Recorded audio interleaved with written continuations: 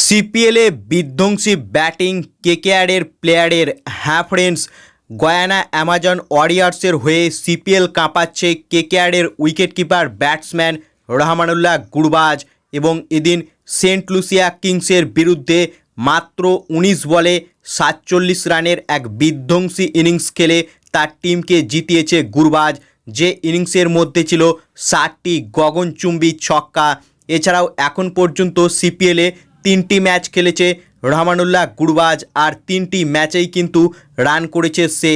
তাই দুর্দান্ত কিন্তু ফর্মে রয়েছে এই আফগান উইকেটকিপার ব্যাটার, এবং কলকাতা নাইট রাইডার্স টিম কিন্তু বেশ চাপে থাকবে, তাকে রিলিজ করবে না রিটেন করবে। এবং যদিও কেকেআর তাকে রিলিজ করে দেয়, কিন্তু নিলামে কিন্তু আবারও কেনার চেষ্টা করবে আইপিএল ২০২৫-এর জন্য, কারণ রহমানুল্লাহ গুরবাজ সে কিন্তু একজন ভালো প্লেয়ার এবং বিধ্বংসী ব্যাটিংয়ের পাশাপাশি দুরন্ত উইকেট কিপিংও করে এই Afghan player. So friends, Rahmanullah গুরবাজকে আইপিএল ২০২৫-এও তোমরা কি কেকেআর টিমে দেখতে চাও?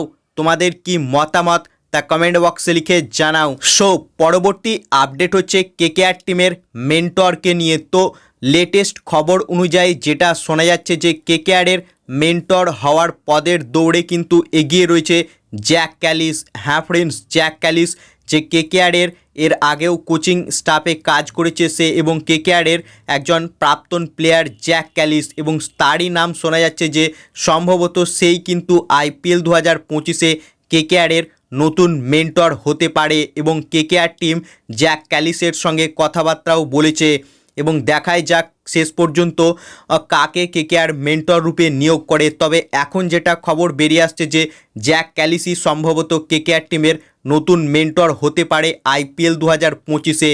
এছাড়াও রিকি পন্টিংয়ের নামও শোনা যাচ্ছে, তবে জ্যাক ক্যালিস কিন্তু এগিয়ে রয়েছে এই দৌড়ে।